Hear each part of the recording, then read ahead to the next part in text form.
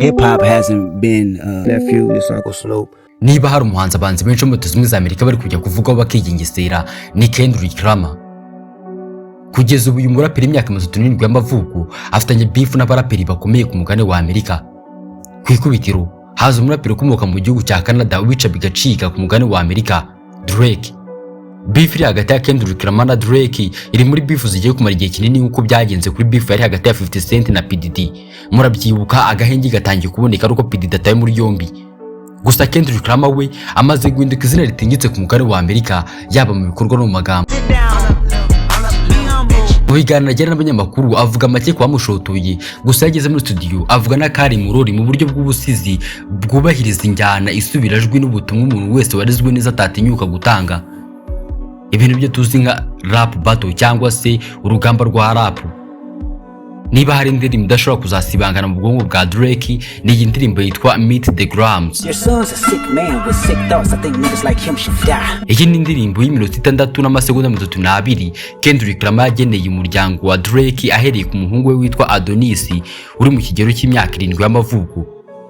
Mbere yuko twinjira muri izi beef Kendrick Lamar afitanye na Drake, Snoop Dogg n'abandi bagiye batandukanye, banzu nibe kuwa kansera like na subscribe kugira ngo ibiganiro nk'ibi ntibikagucike cyane kandi n'inkuru ikomeye cyane ubuteye iki kiganiro. Iki kiganiro kitwa isoko y'ubuvumbuzi naho ngiye cyubagezaho ntutse nyumva Olivier. Bahaye ikaze.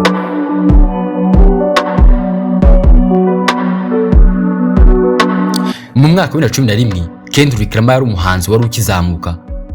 Ku itariki ya 2 z'ukwezi kwa 7 nibwo Kendrick Lamar yasohoye album ye ya mbere yise Section 80. Muri icyo gihe Drake yari yaramaze kubaka izina rikomeye ku mugabane wa Amerika. Kimwe nk'abandi baraperi benshi bumvise ibihangano bya Kendrick Lamar byari byuzuye mu bwenge bakifuza kumushyigikira, Drake yamuhaye ikiganza cye cyuzuye ubufasha amutumira mu kirori cye cyo kumurika album ye ya gatatu yise Take Care. This is my brother A$AP Rocky. This is my brother Kendrick Lamar. This is my brother Chasing Cash. Aha ni no Kendrick Lamar yatangiye kumenyekana cyane. Nyuma y'imyaka 2 gusa Kendrick Lamar atangiye kubica bigacika, yirengagije wamufashije amushyira mu majwi y'abantu agiye kurwanya. Ku itariki ya 14 z'ukwezi kwa 8 mwaka wa 2013 nibwo hasohotse indirimbo Big Sha yakoranye na Kendrick Lamar n'uwitwa J Electronica itari ifite ubutumwa bwiza Drake n'abandi baraperi bagera mu 10 bahise Control. Mu gitero Kendrick Lamar yaririmbye ubwe muri no ndirimbo yavuzemo amazina y'abaraperi batandukanye barimo Jermaine Cole cyangwa se J Cole, A$AP Rocky, Pusha T, Drake n'abandi. Abahimbuza agira ati nakiri urukundo baturutseho mwese, gusa ariko ndi kugerageza kubica. Nagerageje kumenya neza ko abafana banyu bibanze batabumvishe, nibagishaka kumva izina muvuga habe n'inshinga. Drake abajijwe n'igitangazamakuru cyitwa Billboard magazine kubw'iyo ndirimbo yamwatakaga, yasubije ko mu by'ukuri atarafite ikintu na kimwe cyo kubivugaho. Ati byumvikanye nk'ibitekerezo bifite icyo bigamije kuri njye. Drake yakomeje avuga ko abizi neza ko Kendrick Lamar atari kumuhiga habe na gato kuri platform yari yose. Gusa kuvuga ibi byose ntibyari bisobanuye ko Drake atarakajwe n'amagambo Kendrick Lamar yamuvuzeho muri ndirimbo yise Control. Nyuma y'iyi ndirimbo nibwo intambara y'amagambo yatangiye gututumba hagati y'aba bombi n'abandi baraperi bagiye babizamo nyuma. Ku itariki ya 24 z'ukwezi kwa 9 mwaka wa 2013 nibwo Drake yasohoye indirimbo yise The Language. Yarimo amagambo yasaga nk'ayasubizaga Kendrick Lamar nubwo atigeze amuvuga mu izina. Mu gitero cya mbere atangiza amagambo agira ati sinzi impamvu babeshyaga, gusa umwanda wawe ntabwo ari intangarugero. Agakomeza agira ati haragatsindwa iniga yose ivuga umwanda ari ukugira ngo gusa irebe ikiva ku muntu. Ukomeje kumva indirimbo bitabaye kwigiza nkana wahita wumva yuko uwabwirwaga ari Kendrick Lamar. Kendrick Lamar nyuma yuko yumvishe yuko abantu benshi batangiye kuvuga bati ese ni gute watinyutse kuvuga nabo umuntu agufashije, yabasubije mu kiganiro yagiranye n'igitangazamakuru agira ati mpa agaciro gakomeye cyane abahanzi nabo dusangiye umwuga.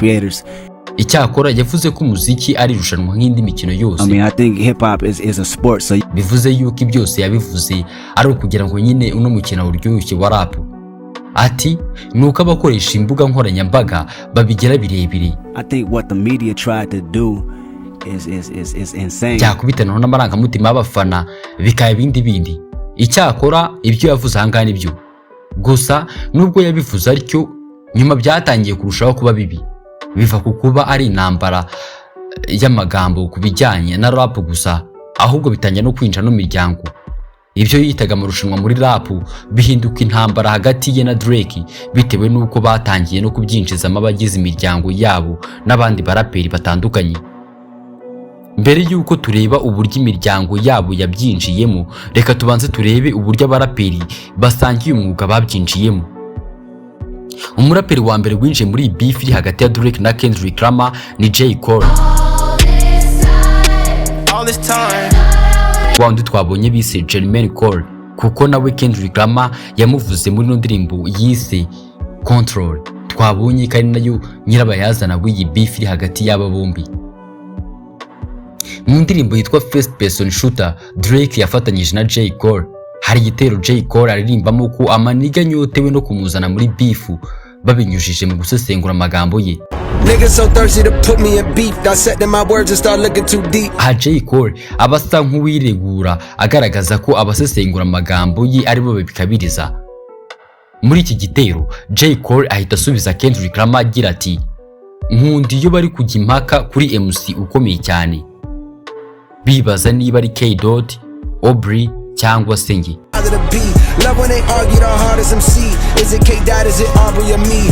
Ubwo K. hano abavuga ni Kendrick Lamar, kuko yabanje kwitwa K. nk'izina ry'ubustari, naho Aubrey ni izina rya Drake ry'amavuko. Mu gusubiza iki kibazo cy'umuyobozi urenze hagati ya batatu, Cole akomeza avuga ati turi batatu bakuru nk'uko twatangiye irushanwa. Gusa Kendrick Lamar we ntabwo ariko yabibonaga, kuko mu ndirimbo ye yitwa Like That yakoranye na Future na Metro Booming, Kendrick Lamar yumvikana avuga ko nta bya batatu bakuru kari mukuru wenyine. Tuvuye kuri Cole wisanze muri beef, reka tujye kuri Rick Ross. Ku itariki ya 19 z'ukwezi kwa kane mu mwaka wa 2024 nibwo Drake yasohoye indirimbo ye yise Push Ups yasereje Rick Ross. Muri iyi ndirimbo yari yarapye agira ati nashoboraga gutwara umukunzi wawe nkamwifunga nka Rick. Sinakizera ukuntu yabyisanzemo. Uyu mujama wagize indirimbo 50 zabice bigacika ku byapa, nyamara yarazikwiye kuri Drizzy. Hariki abavuga ni Rick Ross, mu gihe Drizzy ari rimwe mu mazina mahimbano ya Drake. Byari nko kumucyurira ko fame yose yagize yikuye ku ndirimbo ari we yayikuyeho. Ubwo bivuze yuko indirimbo nyinshi Drake ari we warazandikiye Rick Ross. Ntabwo iki gihe Rick Ross yatera hagati mu ryinyo ngo amureka avuga ibyo ashatse, kuko nawe yamusubije binyujije mu ndirimbo ye yise Champagne Moment. Muri indirimbo Rick Ross yise Champagne Moments asereza Drake avuga ko yagiye kwibagisha izuru rye ngo ribe rito kurusha iryase. Akomeza avuga ko Drake yagiye kwibagisha ngo agire six pack bikanga, ati ntiyabasha no guhisha yuko zitakigaragara. Yeah, you had that surgery, that six pack on, that's why you wearing that funny shit at your show. You can't hide it, nigga. Nubwo Rick Ross atigeze avuga Drake mu mazina ye, hari ibimenyetso bigaragaza ko ari we yabwiraga, ari we yagenewe ubutumwa. Mbere na mbere, amwe mu mazina mahimbano ya Drake harimo Champagne Papi. None iyi ndirimbo Rick Ross yayise Champagne Moments, twirengagije amashusho yamugaragazaga afite amacupa y'inzoga yo mu bwoko bwa champagne yasobanuraga Champagne Papi. Iyi ndirimbo igisohoka yateranyije Drake na nyina ati obs, internet iri kuvuga ko wibagisha izuru. Akomeza agira ati sinakizera ko wabipanze ntabizi. Drake nawe mu kwiregura ati nari butume twembi babiri tujya muri deal imwe ma. Muri iki gihe Drake yari yahuye n'uruva gusenya kubera ko ari we abaraperi benshi batangiye guhuriraho. mu gihe Kendrick Lamar we yari yigaramiye. Ku itariki 12 z'ukwezi kwa kane mu mwaka wa 2024 nibwo The Weeknd nawe yinjiye muri beef ya Drake na Kendrick Lamar nyuma yo gusohora indirimbo ye yise All to Myself bibasiraga Drake. Muri iyi ndirimbo hariho yaririmbye agira ati ndashimira Imana kuba ntarasinyiye amasezerano yose yashobora kuntwara umwanya wanjye wose w'ubuzima. Abafana benshi bumvise indirimbo batangiye kuvuga yuko indirimbo yari kwibasira Drake kubera ko mu mwaka wa 2010 aribwo Drake yagerageje gusinyisha The Weeknd muri label ye. Ku itariki 19 z'ukwezi kwa kane mu mwaka wa 2024 nibwo Drake yasohoye indirimbo yatumye Snoop Dogg nawe yisanga muri izi beef, Tailor Made Freestyle. Muri iyi ndirimbo Drake yise Tailor Made Freestyle yakoresheje ubwenge buhangano mu gushyira amajwi ya Snoop Dogg n'aya Tupac Shakur mu bitero bitandukanye by'indirimbo yasebya Kendrick Lamar.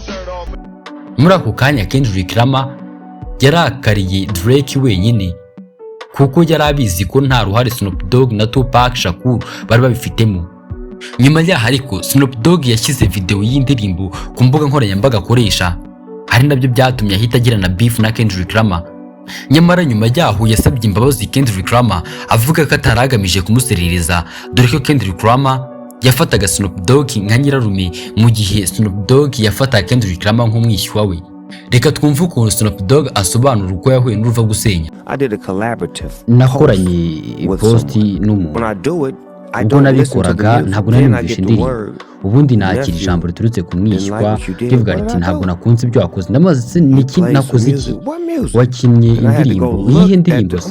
Ndebye mu butumwa ndavana mbega umwaku. Iri kosa Snoop Dogg yakoze ntabwo yarabashije kurisobanukirwa neza kubera yuko atari yumvisha ubutumwa buri mu ndirimbo, ariko nyuma yuko abwumvisha akabusobanukirwa umva icyo yahise akora.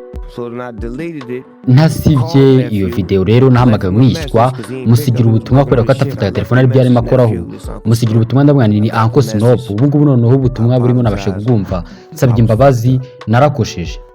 Ubu noneho Kendrick Lamar tumaze kumusobanukirwa, ntakunze gutangariza byinshi muri za interview, agahinda ke kose akamara muri studio. Ku itariki 22 z'ukwezi kwa 11 nibwo yasohoye indirimbo yise Without Mirrors yibasiraga Drake ikanagaruka kuri Snoop Dogg. Muri iyi ndirimbo hari aho yagize ati imbabazi ziragatsindwa, bisa nkaho nta mbabazi yashakaga guha Snoop Dogg kugira ngo hatagira n'ukeka yuko hari undi yavugaga muri iyi ndirimbo. Hari naho noneho yamuvuze mu izina agira ati Snoop yapostinze Tailor Made, mpita nsengani birabari biri aka Kendrick Lamar nikiburira kubera ko muri iyi ndirimbo ye yitwa Without Mirrors yabashije no kwibutsa Lil Wayne ko ari munsi yati gukora cyane kwanjye bituma Lil Wayne akomeza kuguma hasi. Ibi yabivuze nyuma yuko ku itariki 8 z'ukwezi kwa 9 mwaka wa 2024 yatoranyijwe nk'umuhanzi uzahagarara abandi mu muhango wo gutangiza shampiyona y'umupira w'amaguru yo muri Amerika yiswe Super Bowl LX izaba ku itariki ya 9 z'ukwezi kwa 2 mu mwaka wa 2025, aho Kendrick Lamar azaseruka kuri stage nk'umuraperi ukora ku giti cye uzabaciye agahigo ko guhabwa iyi stage izwi nka Apple Music Super Bowl LX, dore ko aho bizabera muri New Orleans ariho Lil Wayne avuka. Nyamara bakurikirana hafi amakuru y'abaraperi bavuze ko Lil Wayne ari wagombaga kuzaseruka, na Lil Wayne ubwe yavuze yuko yatengushywe no kuba atari we bahisemo.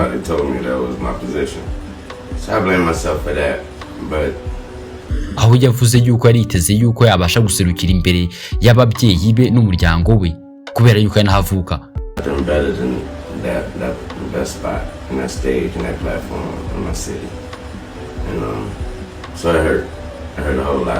Aha ni mu gihe umuyobozi wa NFL mu ishami ry'umuziki Seth Dudowski yivugiye ko Kendrick Lamar ari umupiyona w'umuhanzi wongeye guha ubusobanuro urufatiro rw'injyana hip hop.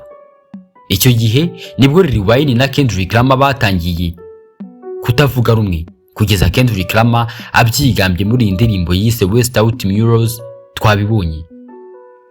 Reka twigarukire kuri beef ziri hagati ya Drake na Kendrick Lamar, by'umwihariko ku ndirimbo zibasiriye imiryango yabo. Ku itariki ya 3 z'ukwezi kwa 5 mwaka wa 2024 Drake yasohoye indirimbo ye yise Family Matters yakorewe muri studio yitwa OVO cyangwa se OVO. Mu gitero cyibasiraga umuryango wa Kendrick Lamar, Drake harahagira ati uvuga ko wanga abakobwa ntereta ariko se ubushatse gusobanura ati uri mesiya w'umwirabura ushaka abamikazi b'uruvange. Drake akomeza agira ati twakabaye abana tubashyira kure y'ibi ariko ntundenganye. Muri indirimbo Drake akomeza kwibasira umuryango wa Kendrick Lamar kuko akomeza agira ati nyina w'umwana wawe ahora boroga ati muntabare. Ntabwo Drake agarukiraho kuko anashinja manager wa Kendrick Lamar gusambanya umugore wa Kendrick Lamar ndetse ko n'umwe mu bana Kendrick Lamar yitabe ari uwa manager we witwa Day Free. Abivuga ati numvise kumwe muri aba bana ashobora kuba ari uwa Day Free. Hari naho Drake yaserereje Kendrick Lamar ko iyo Kendrick Lamar ashyize ikiganza ku mugore we biba ari uburyo bwo kwihagararaho. Ati ubundi ni ukubera iki wimukiye muri New York? Ese ni ukuba muri ubwo buzima bw'ubusiribateri cyangwa se muri ubwo buzima bwo kubaho wenyine? Mu yandi magambo Drake yacyuraga Kendrick Lamar ko nubwo yitwa ko afite umugore ameze nk'udafite umugore nyine akaba yibereyeho umusiribateri. Drake akomeza agira ati wasabye urukundo umugore wawe mu mwaka wa 2015 ariko n'ubu nushaka kumugira umugore wawe wa nyawe. Ndakeka ubukwe utazaba kubera ko tuzi ubwoko bw'abakobwa ukunda.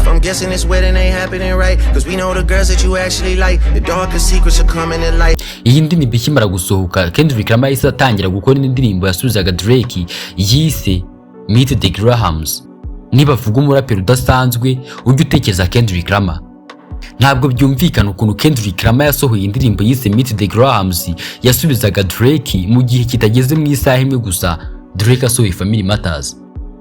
Wumvise ubuhanga iyi ndirimbo Kendrick Lamar yise Meet the Graham yakoranwe watekereza ko yayikoze nibura mu gihe cy'umwaka. Mu buryo bw'ubuvanganza hisubirajwi injyana n'ubutumwa byubahirijwe, Kendrick Lamar yakoze iyi ndirimbo mu buryo bw'amabaruwa yageneye abagize umuryango wa Drake. Amabaruwa twagereranya nka buri gitero cyo mu ndirimbo.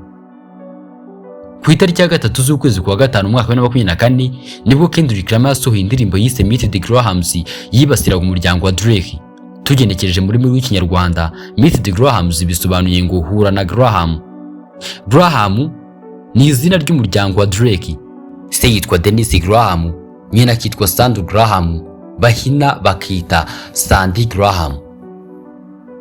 Gusa yavutse yitwa Sandra Cher, nyuma akaza gufata izina ry'umuryango we Graham.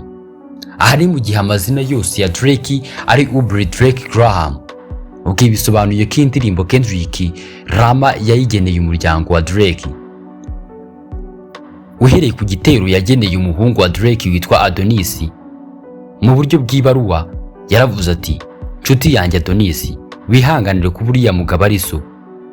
Mvugishije ukuri bisaba umugabo kuba umugabo, so nta kintu abayitayeho. Ndamureba nkifuza ko sogokuru yakabaye yarambaye agakingirizo. Mu yandi magambo iyo sekuru wa Adonis ari we se wa Drake yambara agakingirizo ntabwo Drake yari busamwe ngo azavuke, ariko nanone ntabwo Adonis yari buzavuke. Niyo mpamvu ntabura kuvuga yuko na Adonis nakura azarakarira Kendrick Lamar. Haraho Kendrick Lamar arapagira ati rimwe na rimwe ababyeyi bacu bakora amakosa atugiraho ingaruka kugeza dukuze. Usesenguye neza aho icyo abashaka kuvuga wasanga arashaka kuvuga ko Drake yabyaye Adonis ku mugore utari uw'isezerano byahindutse amakosa azaherekeza Adonis kugeza akuze. Ibo byumva neza iyo ugezaho Kendrick Lamar yagize ati ntuzabyara umwana ngo umuhishe. Aha Kendrick Lamar yacyuriraga Drake ko yabanje guhisha Adonis ko ari umwana we. Ku itariki ya 11 z'ukwezi kwa 10 umwaka wa 2017 nibwo Adonis yavutse nyuma y'uko se Drake ahuriye na nyina Sophie Brusso mu murwa mukuru w'Ubuholandi witwa Amsterdam muri tour ya Drake. Drake akamutera inda ari naho yaje kuvukamo Adonis. Adonis akivuka ntabwo se Drake yahise yemera ko ari umuhungu we kuko yabanje gukoresha ibizamini ndangasano bizwi nka DNA test. Nyuma mu mwaka wa 2018 aba aribwo atangaza ko Adonis ari umwana we. Ku itariki ya 29 z'ukwezi kwa gatandatu mu mwaka wa 2018 nibwo Drake yasohoye indirimbo yise Emotionless yari kuri album ye yise Scorpion. Muri indirimbo yakoranye na Mariah Carey hari aho Drake agira ati ntabwo nahishaga umwana wanjye isi, nahishaga isi umwana wanjye. Iyi ni indirimbo yasohoye asubiza Pusha T wamuserereje mu ndirimbo yise The Story of Adonis agira ati uri guhisha umwana, reka uwo muhungu aze mu rugo. Hari naho ahita yerura ati Adonis n'umuhungu wawe. Reka twigarukire ku ndirimbo ya Kendrick Lamar yise Mr. Graham. Tuvuye ku butumwa yari yarageneye Adonis, reka turebe ubutumwa yageneye ababyeyi be muri iyi ndirimbo, ni ukuvuga nyina Sandra na se Dennis. Mu gitero cya kabiri twagereranya n'ibaruwa ya kabiri, atangira agira ati nshuti yanjye Sandra, hari imyitwarire y'akamenyero umuhungu wawe yadukanye kandi nizera ko utamuciye intege muri iyo myitwarire yagize akamenyero. Akomeza agira ati by'umwihariko abakobwa bakomerekera aha hantu. Ati uri umugore uzi ukuntu bimera gusagwa n'amarangamutima wizeye ko umugabo wawe ashobora kuyareba ntabimumyi.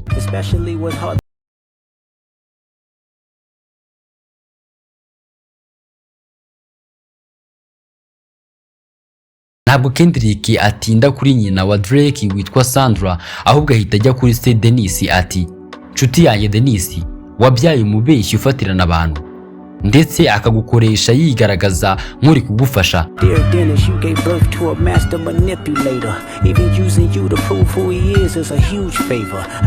Muri indirimbo Kendrick Lamar akomeza abwira se wa Drake ati niwe mbishinja kuba yarabaswe n'urusimbi. Ati Sandra icara hasi kuko ibyo nenda kuvuga biremereye.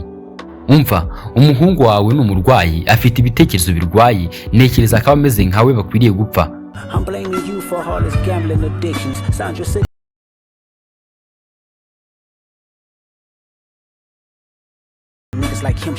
Akomeza amurega gusambanya abana, aho hari n'aho agira ati tugiye kurera abakobwa bacu tuzi ko hari ibyonnyi bimeze nkawe.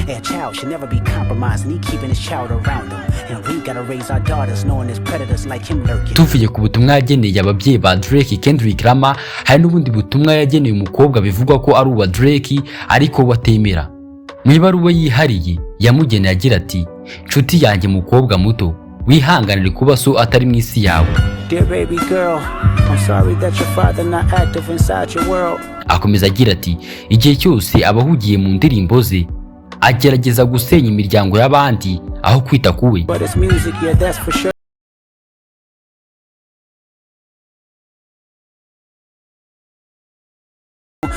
Yakabaye kwigisha ingengabihe cyangwa se mukaba murebana filime yitwa Frozen, cyangwa se ku isabukuru yawe ya 11 mukaba muririmbana imivugo.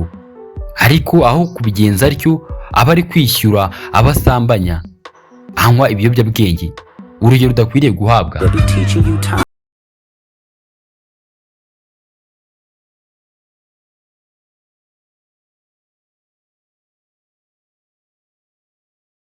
Ibaruwa ya nyuma yanditse muri iyi ndirimbo yayigeneye Drake Aubrey nyirizina. Atangira agira ati nshuti yanjye Aubrey, ndabizi ko ushobora kuba uri gutekereza ko nashakaga kukwangiriza ikirori, ariko nkubwije ukuri nta gufa ry'urwango ngira mubiri wanjye.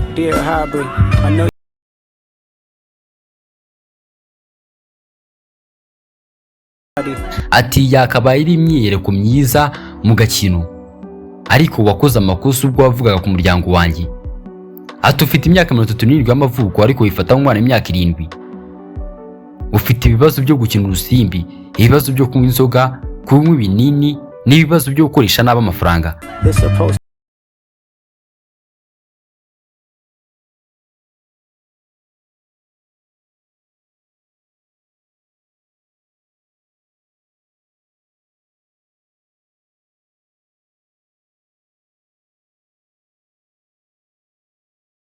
Yayise Mr. Graham acyurira Drake ku rwego utakiyumvisha. Kendrick Lamar ashobora kuba ari umuraperi wamenyereye urugamba rwa rap ku rwego rw'isi. Iyi ndirimbo yose yumvise ntushobora kwiyumvisha ukuntu yatekerejweho, ikandikwa, ikarekodingwa, ikanasohorwa mu gihe kitageze ku isaha. Iyo umuraperi umwe asohoye indirimbo ihangana undi muraperi, abafana baba bategerezanyije amatsiko indirimbo uwo wahangawe ari bukore. Benshi bavuga ko Kendrick Lamar ari we watsinze urugamba, nubwo hari n'abavuga yuko Drake ari we watsinze. Bamwe banenga uburyo aba baraperi bombi bahanganye muri ubu buryo, mu gihe abandi bashima baraperi nk'aba bavuguruye ireme ry'injyana ya rap by'umwihariko mu bijyanye n'urugamba rwa rap. Ni munyemera iki kiganiro tugisoreza, tuzakomeza ubutaha. Ikiganiro kitwa Isoko y'Ubuvumbuzi nawe ngiye kibagezaho, nitwa Nsengiyumva Olivier. Reka tuzasubire ubutaha.